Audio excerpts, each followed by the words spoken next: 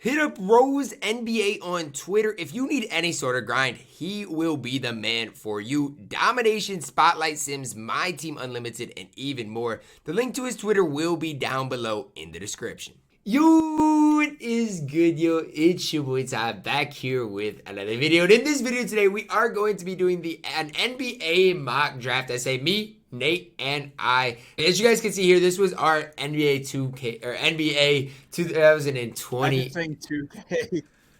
It's stuck in my brain, but this was our 2020 NBA mock draft. And as you guys can see, LaMelo first, Wiseman second, and third, Obi fourth. And then you guys can just see all of our picks, right? I'm going to scroll down here, and then you guys will be able to see them all. Now, I know a lot of you guys slandered our selections, right? Especially where we picked Deni Avdija, but that was even the top comment. If you want to even go look, LOL, Deni Avdija ain't going 10. He's going top 4. He's so underrated. Well, you know, I can not only name 4, 5, 6 players better than Deni, I can name about 9 or 10 way more. All right, well, let's pump the brakes a little bit. I wasn't high on Avdija either. He got hurt. He's still young. I mean, God. It's just like I don't understand where that slander came from either.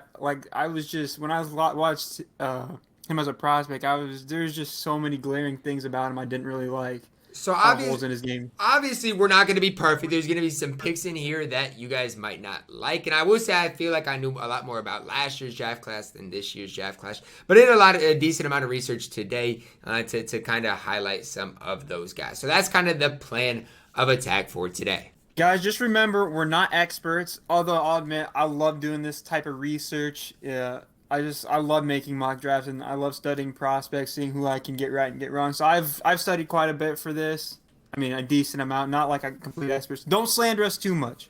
If we're anything, gonna be wrong, we're gonna be right about some things. That's just the way it works. No one knows. No one's perfect about this stuff. And we are going to be just doing the draft lottery today. So we're not going to be doing the whole first round. We're just going to be highlighting the draft lottery today. As you guys can, I'm scrolling here through some of the top, 15, 16, 17 players here. You guys can see some of the guys on the board. Now, again, remember, I will say this, my knowledge about this year's draft class is not nearly as great as past years, but I do know most of the people on this list and have watched them before. So how it's going to go is I'm going to get the first pick, Nate is going to get the second pick, and then we'll just keep alternating until the 14th pick. Any last words, Nate? Before we start, was there anything that just kind of stood out to you when you looked at like just the overall draft class this year in comparison to last year, or just anything about this class that stood out to you? I mean, the biggest thing that I was looking at with a lot of these prospects, and say it's right or wrong, but it's the lack of ability to shoot the basketball. I mean, that's one thing that I looked at in a lot of even the lottery guys, the top 14, you just look at them and I don't know. I just feel like that was something that kind of stood out to me. I don't know if that's an every year thing, but a lot of these guys do not shoot the basketball that well. That stood out to me as well because a lot of these guys, I feel like, lots of times you have 3-and-D guys and you wonder about the defense. This class, I feel like you got a bunch of 3-and-D prospects in it. A lot of prospects, if they can hit threes, they could be an elite star. But it's just, and it's not even like, oh, maybe I don't think a lot of these guys will be able to develop that shot. And the couple that do are going to be could surprise some people and become all-stars. Right. So before we dive any deeper, if you are new to my channel and have not yet, please consider smashing that subscribe button as we are on the road to 80,000 subscribers. So I'm going to get the first pick here with the Detroit Pistons in the 2021 NBA draft. And to me, I mean, the Detroit Pistons franchise, I don't want to sit here and slander the Detroit Pistons, but it's just a dumpster fire over there in Detroit right now. I mean, it's just terrible. I mean, yes, they got Jeremy Grant, but outside of that, they got some decent pieces. They did well in the draft last year. Sadiq Bey, Bey, they hit Isaiah Stewart. But it's like Killian Hayes, jury's still out on him. He didn't have a great season. It's just like, for me, they just need the best overall prospect by far. I mean, that's who everybody is going to need for the most part, but for Detroit more than anything. And I'm not the highest on Cade Cunningham. I will be the first to say that. Wow. But when I say that, he also played for an Oklahoma State team that could not shoot the ball very well. So when you look at Cade Cunningham and kind of his abilities, right, it hurt him that he didn't have teammates surrounding him that shot the ball very well, obviously. Attention-wise, he saw as much attention as anybody last year. So, I mean, it's tough. It was tough for me to really get a great feel for Cade Cunningham. It's tough again, when you're seeing that much attention and you pass the ball and your teammates don't shoot it at that high of a clip. But I mean, I do still think he's the best prospect in this draft. I don't know. I know this draft class is solid, but to me, I don't think Cade Cunningham, in my opinion, is a guy that is going to be an MVP caliber player or a superstar caliber at that. I just don't. I think he's going to be good in the NBA, but I don't think he's going to be that next level. What are your thoughts, Nate?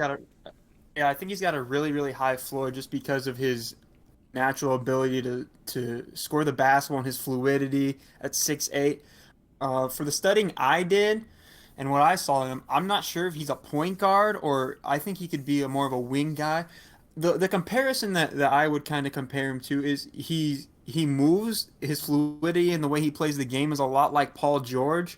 I think he's got more of Chris Middleton's athleticism. So I think he's kind of a combination between Paul George and Chris Middleton. I think he has a little bit more of the George upside just because he's such a talent. But I think he's got a pretty safe floor, almost to the Chris Middleton level.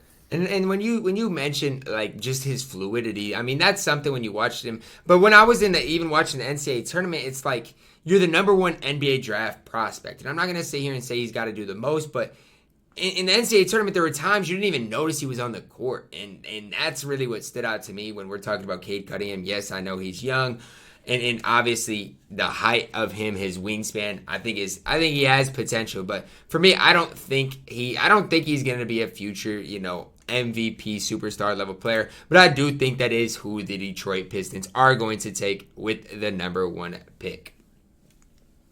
I think that's a pretty obvious pick. I would disagree. I think he does have the superstar potential.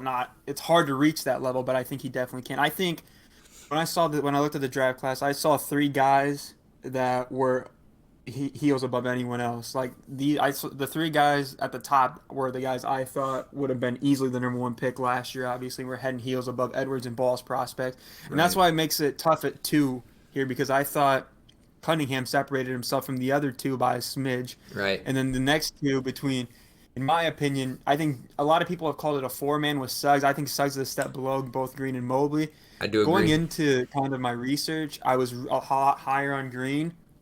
But then the things that Mobley can do with the basketball, he's going to be a great defender. And offensively, the flashes he shows, there's just, man, if he gets a hand, there are 2 things that he's decent at right now, and if he gets a lead at either one of them, he's going to be a big, big problem. He doesn't need both of them. If he can become an upper tier ball handler or an upper tier shooter, he's going to be a big problem. That's what I saw. Do you have any thoughts on either Green or Mobley? I will say I'm a lot more knowledgeable about Evan Mobley than Jalen Green. I haven't really watched a ton of Jalen Green, but when I watched Evan Mobley, I was stunned. I like his game, and the crazy part about it is obviously he's young still. So, I mean, when you mention the growth aspect, at 7 feet tall, the dude's 19 years old? I mean, he's got so much growth opportunity in his game, similar to a lot of the guys that we are going to see. But being 7 feet tall and just the fact that he's already shown flashes, I don't know. I think I'm higher on Mobley specifically than Green. Gotcha. And with the Rockets, I think same thing. I think when you're at the top of the draft, you just got to take the best player available. And for me, it was basically a split even by the end of it. And I'm more of a guy that takes guards. I think you take a guard if you're not sure. You see so many of these bigs. Right. Granted, I think Mobley's light years above where Wiseman was as a prospect last year, but Green is also light years. I would consider Green more of a polished version of. He's a lot like Anthony Edwards. He doesn't have the athletic build of Edwards, but he's a lot more polished of a player than Edwards was last year. He can hit almost hard and step back threes. Tough, yeah. Some side step threes. I mean, his shot making ability and his shot creation is incredible, and it's too much for me to pass up. So I'm taking Jalen Green here for the Rockets at 2. Gotcha. And like I said, I would say Jalen Green is probably one of the prospects that we'll talk about today that I haven't watched enough of because I didn't watch him play. Obviously, I'm more of a college basketball guy when it comes to that type of stuff. Is it the Cleveland Cavaliers up next? Is that what we got? Yep. And again, I don't want to sit here and say the Cleveland Cavaliers are just. But here's the problem with the Cleveland Cavaliers. a lot of these teams, right? They need something, right? And the Cavs, who do they got? I mean, I'm on here. A lot of these say that the contract's over. So heading into next season, what does it look like, Nate? I think they're trying to basically. I think the one centerpiece that they like a lot is Darius Garland. Okay. But I mean, I think anyone else is basically expendable. Even Sexton has been in trade rumors. I don't know how much they actually like him, right, or if they consider him necessarily a building block here. So it's just the same thing. I mean, you take the best player available when you're at the top of the draft, regardless. So for a guy like Jarrett Allen, do you think he's coming back to Cleveland next year?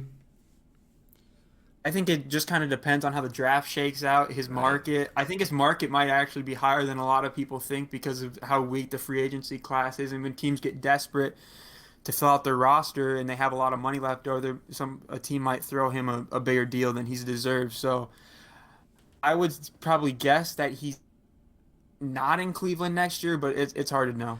And my thing is, if you're Cleveland and if you're in this position, I think there's one guy, like we've talked about already, you can maybe mention Suggs. But in my personal opinion, there's one guy ahead of the rest, and that's Evan Mobley. Now, for Cleveland, right, if they get Garland, if they can, I don't know about Sexton, but if they can, find a way to hold on to some of their guard play, they got a Coro. You look at it, and I mean, they got some good young pieces. I mean, they do. Is it a complete squad? No. Is it a very good team? No.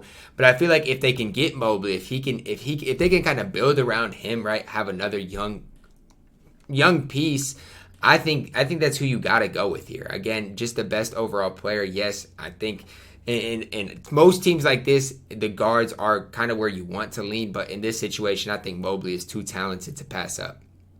No, 100%. And Mobley, Cleveland's not in win now mode. I don't know how good Evan Mobley's going to be as a rookie. I think he could have some struggles. Right. I think you might have to ease him in.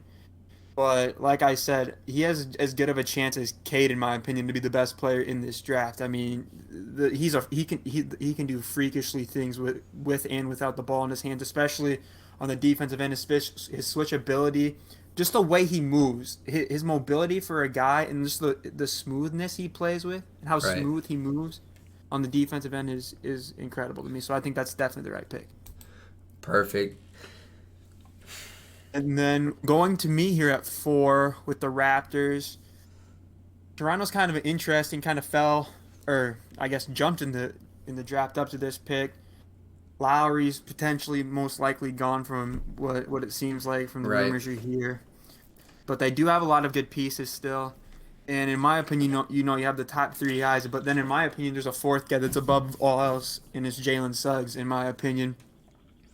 No, I don't disagree with that. I watch Suggs, and if you want to talk about just guys that are smooth, he's smooth, man. He's a smooth guard. He can do everything too. I don't think did he shoot the ball that well this year? He shot 33%. Right. It's one of his weaknesses.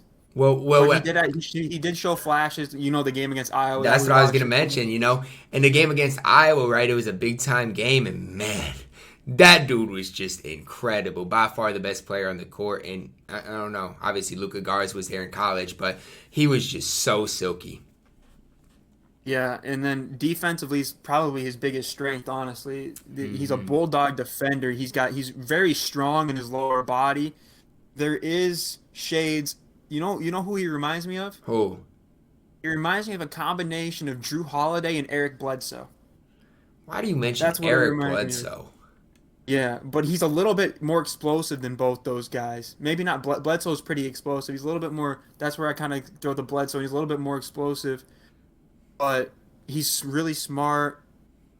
Some of the passes he makes were just incredible when you watch his highlight tape. He's immaculate. Gets downhill, smart, and he was on a team this year that didn't really need him. They needed him to play a role, not necessarily take over like a Cade did. So I see him having a pretty high floor. I don't see how there's any way he's not an NBA starter. Will he be an all-star? I'm not sure, but he's going to be a solid piece. And defensive guards in this league are so valuable, so I'm taking him at number 4. Definitely agree with that pick wholeheartedly. The Orlando Magic up next. And, I mean, guys, here's a team that's just, I know I mentioned it a lot, but what do they have right now? What do they have? I'll say this. I think they fleeced Chicago in the Vucevic trade. And I love Vucevic as a player, but I don't even know if he made Chicago any better because with a player like him, it's hard to win in the playoffs with a player like Vucevic, a post up It player is. You got to run who's not everything good on through him. defense. It's just for me with the Orlando Magic, what do you build around? You have a ton of young guys, but I don't know if there's a young guy on this roster that's like, I mean, you got Cole Anthony, but there's not, I just don't know if I see that much here with this roster in general. Jonathan Isaac, that's probably their best piece, and you feel bad for that dude because he's just so injury ridden. It's just tough. Now they do. It does look like they got the 8th pick this year. Is that correct, Nate? They got that from Chicago too. So here's the thing: if you're the Orlando Magic heading into this, here's your opportunity. Now, one guy I'm massively higher on than the average person, and he's up here at number 6 on the big board, is Scotty Barnes. When I watch the Florida State Seminoles, Scotty Barnes does something that is, I just feel like there's something that he does as far as a competitor that the Orlando Magic might be missing. And when I say that, he's going to pick, I don't know if he will in the NBA, but he'd pick the opponent up full court. He'd clap in the opposing point guard's face. And yes, is his shooting ability where it needs to be right now? Probably not. But his athleticism, ability to handle the ball, make plays defensively, I'm not sold on Scotty Barnes not having the highest ceiling in this draft. I'm not, because he's 6'9". Defensively, you know what you're going to get out of him. If he improves just that little bit offensively, I think you're looking at something special. Here's the thing about Scotty Barnes, right? Because if the minute you turn on his highlights, you see this. He's basically built like a player you would want in 2K. Absolutely. He's 6'9", 7'1" wingspan.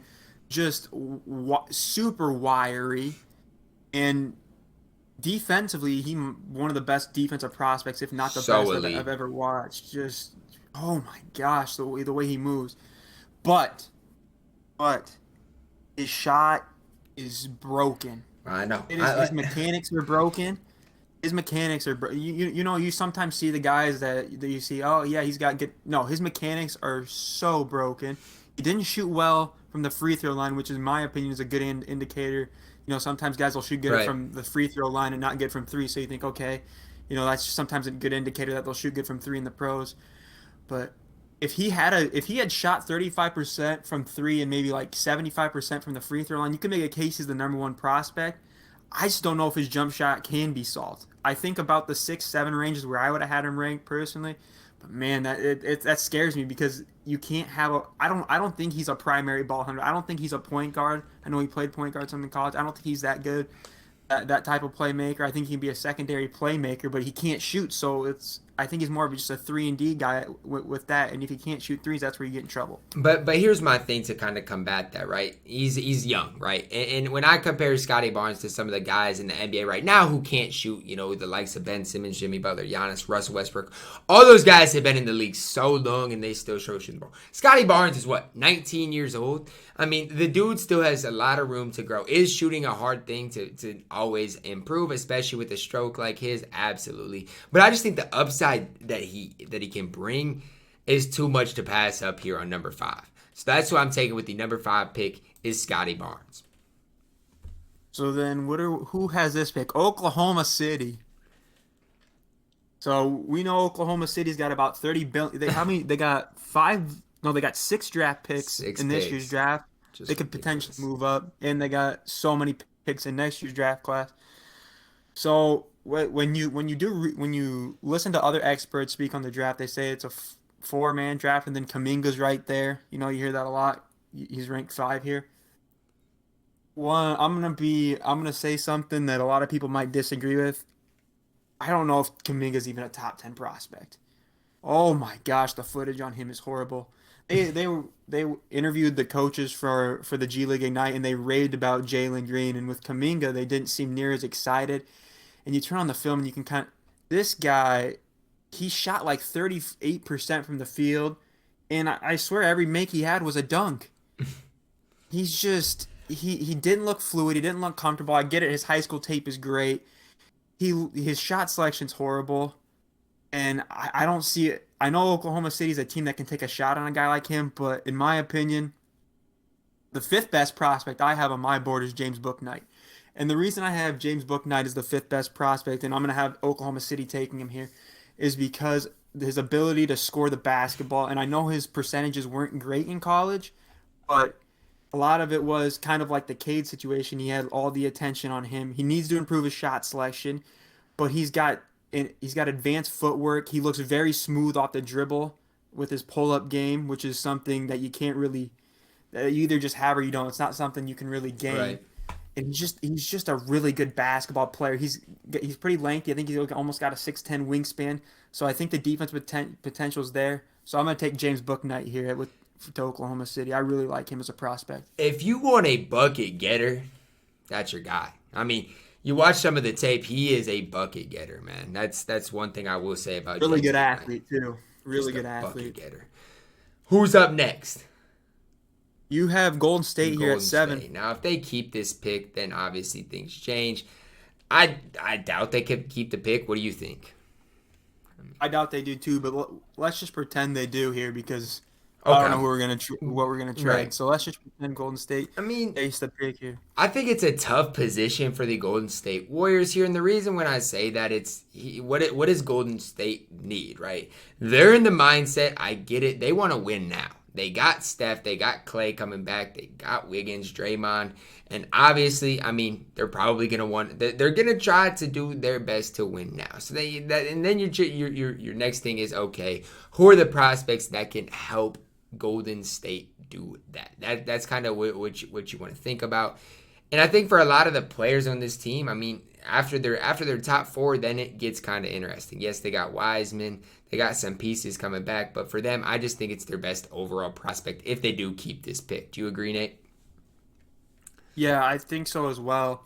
Obviously, Davion Mitchell's basically almost been a chalk to Golden State when you look at the mock drafts. Right. The only thing I like Mitchell, but here's the thing, and it's really scary because when you think about the history of the NBA draft, think about the older guys that get drafted.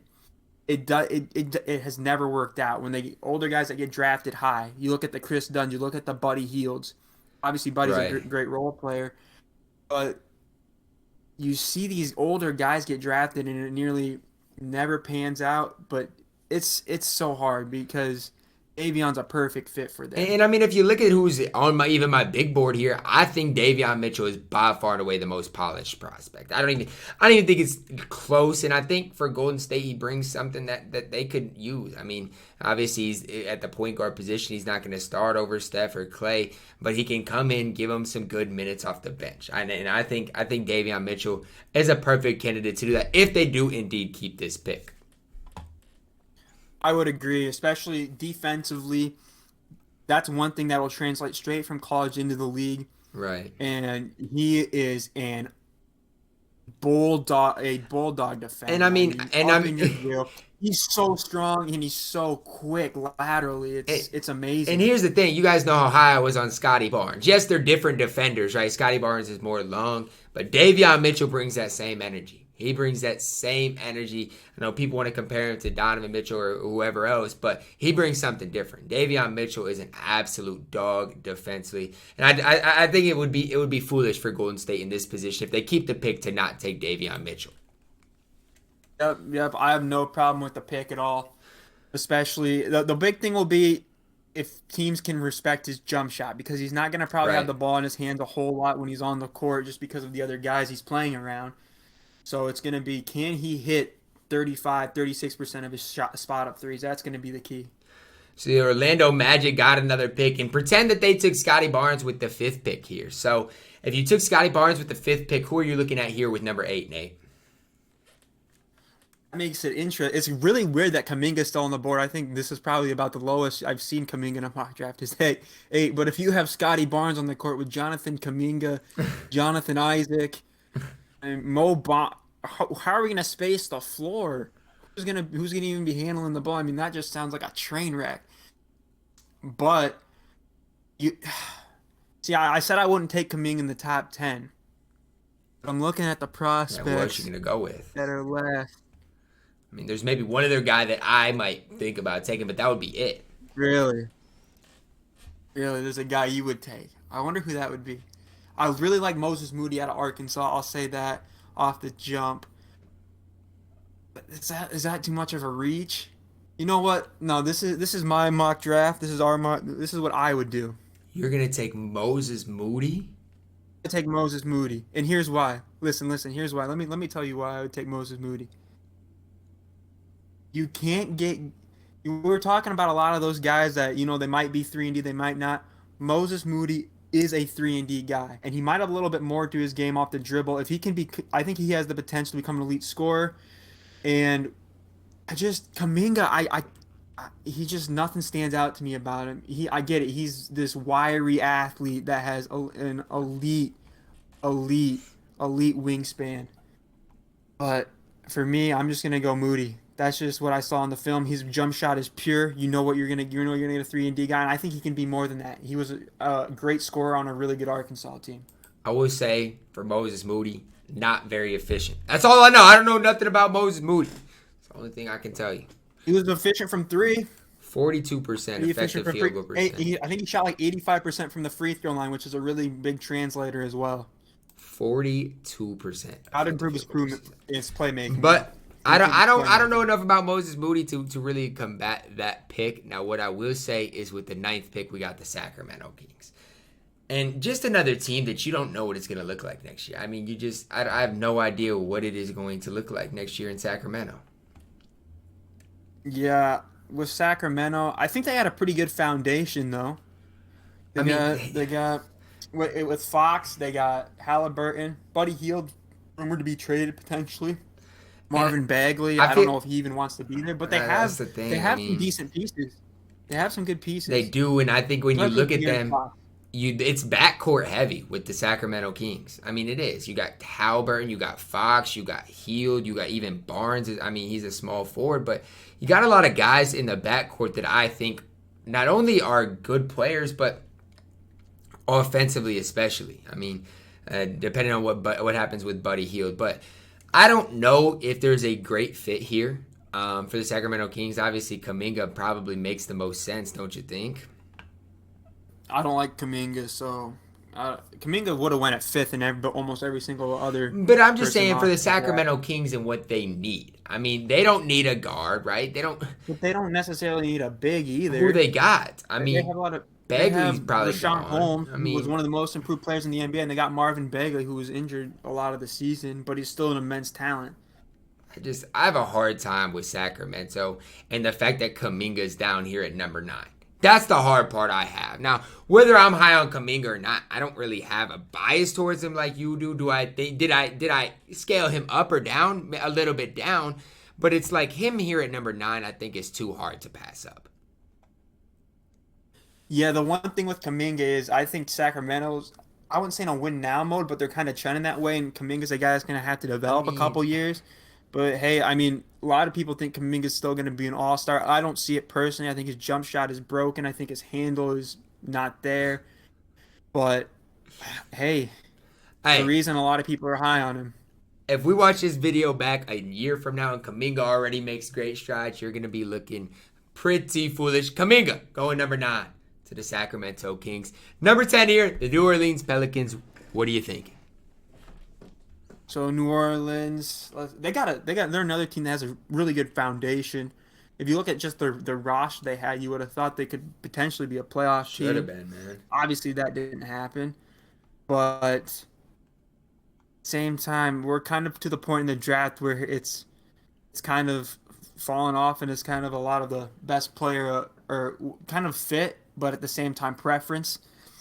And I start looking at some of these international prospects like Josh Giddey or Sengun or even Garuba. I don't know if you did much research on any of them. And all of them they're all completely different players, which makes it interesting. Keon Johnson's a wiry athlete. I just don't know how much I like him. Franz Wagner's a guy a 3-and-D guy. But for me, I'm going to go out on a limb here and take Josh Giddey. A 6'8", for those of you who don't know a lot about Josh Giddey, international prospect, played in the NBL, the same league that LaMelo Ball played in, and he's kind of like he's almost like a Lonzo Ball-esque player in a sense. He's almost like a mini triple double guy. He's got to work on his jump shot. He's got a great feel for the game. He's a great passer. He's a 6'8" guard. He's not athletic really at all. He's got some work to do defensively, but his feel for the game is absolutely insane. And I always said these professional leagues get underrated and how talented they are, like especially the NBA. A lot of former NBA in the league, and especially you don't know if you're gonna have Lonzo back. Eric Bledsoe Right. is Eric Bledsoe.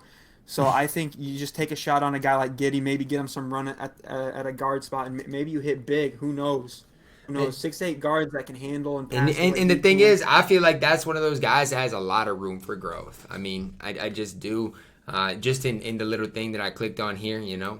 And I did look up a little bit. I think did he shoot the ball well? Do you know? I don't think No, he's I was not. gonna say. I His was gonna say mechanics are a little bit off, right. but they're better than Scottie Barnes. I'll tell you that. He's actually got a really good touch on his floater game as well. He's a really good in the pick and roll, which is something that you always look for in an NBA prospect. Very good at lob threat, and like I said, his passing and just feels great for a 6'8" guard.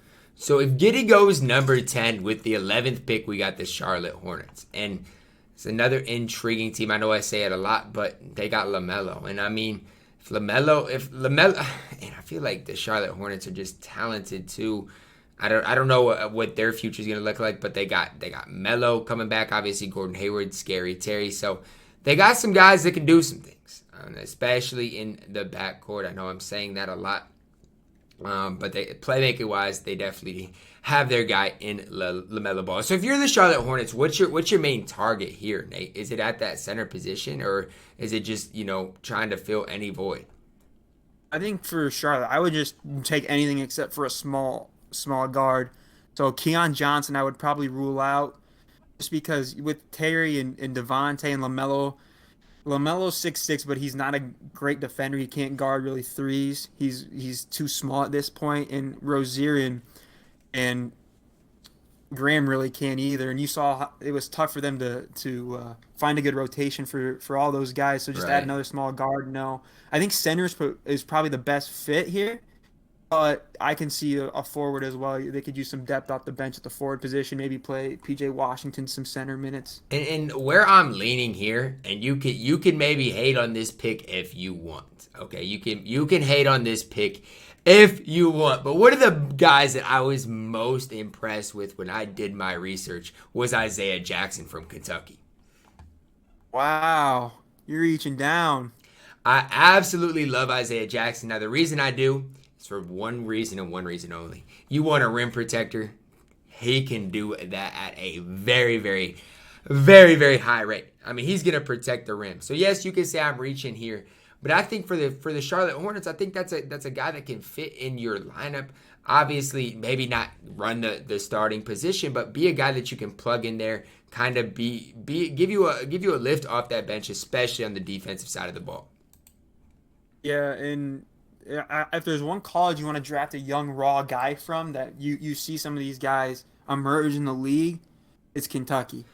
So it's like Go a ahead. 9'5" standing reach, a freak athlete. He's gonna take time to develop. A lot of these bigs in this draft are. I mean, that's just with young bigs in general. Right. You take a flyer on him.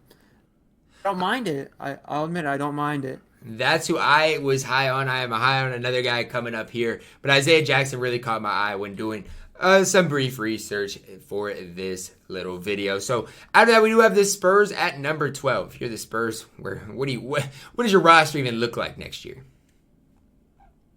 It's hard to know. Do they keep a lot of their core together, or do they try to go young? They actually got some good young pieces. They do. Kelton Johnson's been playing good for Team USA. Lonnie Walker had flashes. They got Vassell Asher. They got a lot of these wing type S guys. I think what they could use really is probably just kind of like New Orleans, a big in a way. I think they could use a defensive big, and I know just the guy, and a guy that I really kind of grasped my attention when I was doing my research. A modern big, I think can play the 4 or the 5, and that's Garuba out of Spain. He played for Real Okay. Madrid, played in the same league that Luka did. This is a guy who is incredibly, and I mean incredibly raw. But he he kind of reminded me of Kuminga in a way, except Kuminga's supposed to get drafted way higher. Granted, Kuminga's probably a little bit more polished on the outside, but just from an athleticism standpoint, Garuba is a great athlete. He can defend all five positions on the court, and that's his biggest strength coming in is his defense. And a lot of Bam. Okay. He showcased a little bit of playmaking, kind of loose with the ball, but he had times where he would be in transition and just Euro step around a guy, make a couple of fancy moves, and get to the rim. He's incredibly good in transition. He could either go one of two ways. I think he could be like Bam Adebayo, or he could be like a Kem Birch. You just don't really know what you're going to get out of Cam him. Birch. But I think just as a modern big guy, I really, really like him. And he showed that he can shoot a little bit. Right. He's been an improving shooter. He's not a good shooter. I don't think teams are going to respect him right away. He shot about 65% from the free throw line, but that's been trending upwards, so I'm going to take him here.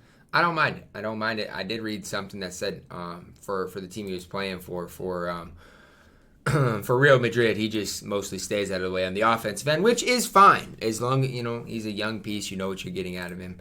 Right, and they have that team has former NBA guys. That league just is full of talent. That's the second best league in the world. But yeah, that's Right. why I like him a lot. He knows his role, and at this point, we're getting to the point. You got to draft those role guys. And if he can be a 3-and-D guy, or you can use him as a 3-and-D guy potentially, or you can use him as a rim rolling big if he doesn't develop that 3 ball potentially. And so, kind of that versatility as well. I like. So next up, we do have the Indiana Pacers, and here's the thing: if you're Indiana, don't you think looking at their roster, they should have some success? I mean, yes, they had injuries, but when you're looking at the roster, don't you think they should be able to do some things? Yeah, they definitely should. I think they're gonna basically.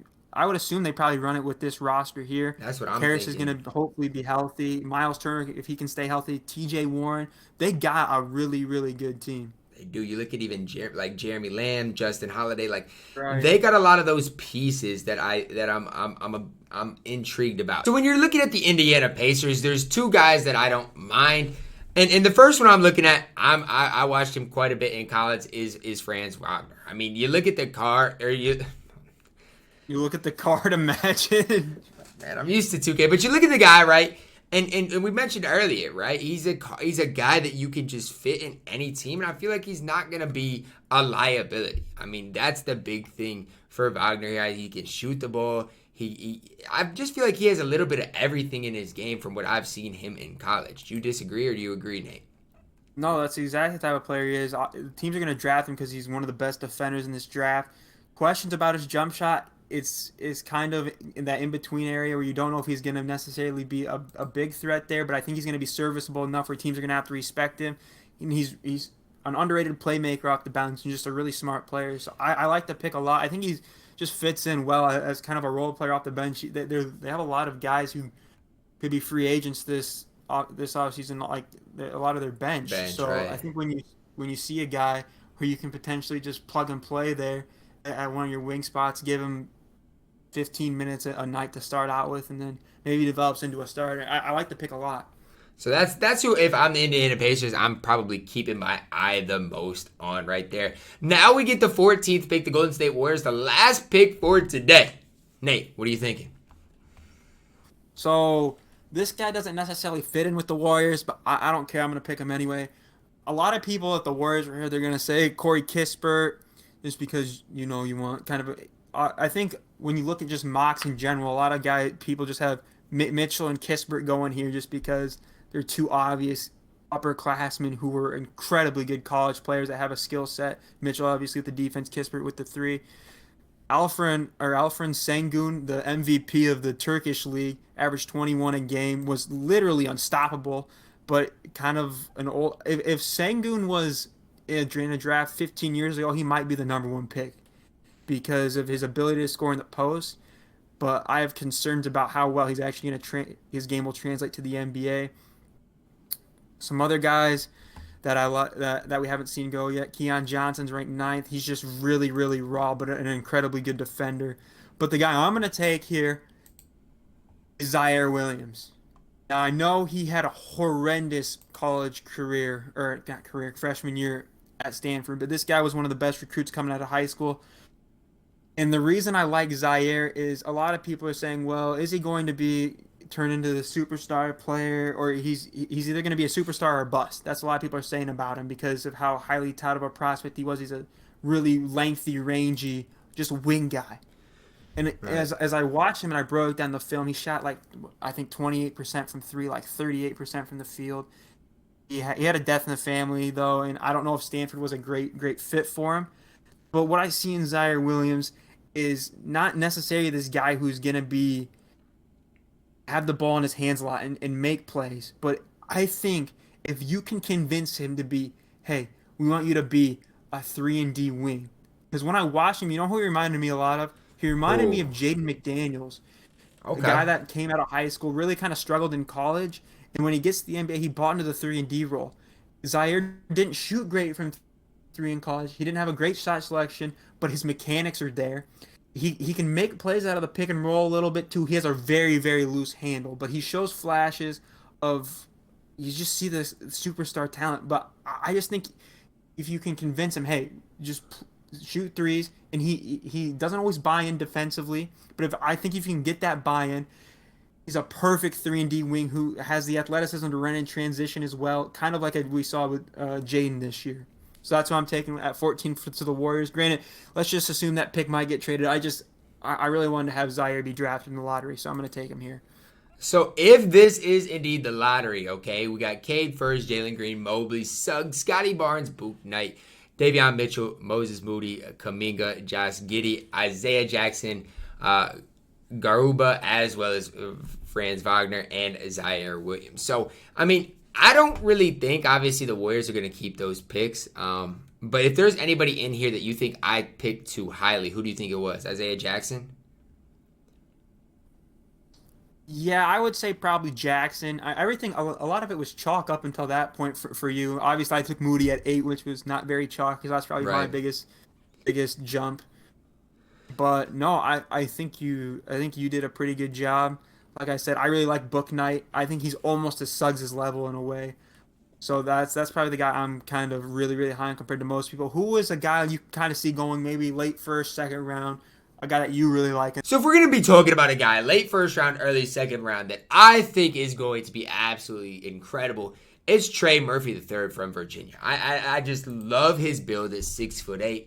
If we're talking about a guy that can shoot the ball, Trey Murphy can do that. I think he shot 43% from the three-point line. And especially late in the first round, that's when we start seeing the teams that can use, win now. Now, obviously, shooting ability, I think we've seen is just so important in the NBA now, just having those threats and ability to shoot the ball. So Trey Murphy III is probably the guy that I didn't take that I wanted to take even in the lottery. He's a guy that I think could even get taken in the NBA draft lottery.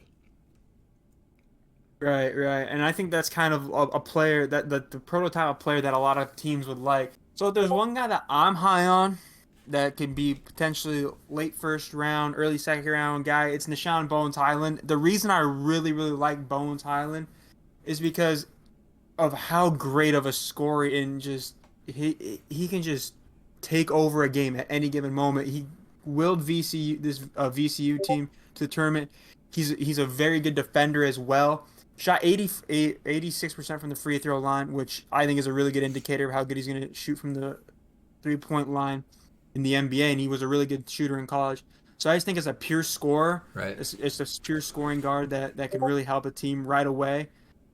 Potentially a team in the playoffs in the late first round. I really like Nashan Bones Highland. No, he's a guy, I'll be the first to say, I don't think I've ever even, I don't know. He's a guy I haven't watched a lot of, I'll say that for sure. They didn't end up playing in the NCAA tournament either. Oh yeah, that's what it was. I was gonna say, because they made it though, but yeah, that's what happened. Right. Well, hopefully you guys did enjoy our NBA mock draft today, guys. And again, Nate and I are not experts. He knows more than I do. So if your guy didn't, go, if you're like a massive Tennessee fan and you're mad that Keon Johnson didn't go, look, I'm sorry, man. Tell him to shoot the ball a little bit better, and then we can maybe talk. But that is going to wrap it up today. Shout out, Nate. Thank you. Thank you for helping me out with this video today. Much appreciated. Yeah, of course. I love doing this type of stuff. You know I love this type of stuff. So it's always fun to do. And then hopefully next year we can look back at this one when we do our 2022 mock draft, and hopefully we nailed every pick, which we all know is not going to happen. Hey, man, you know Isaiah Jackson he's gonna be tough someday. But that is gonna wrap it up for the video. Watch Kuminga be the best player. Yeah, watch that. Then you'll get fried. Hope you guys did enjoy it. Drop a like on the video. Subscribe if you are doing. As always, man, I love you guys, and have a blessed day.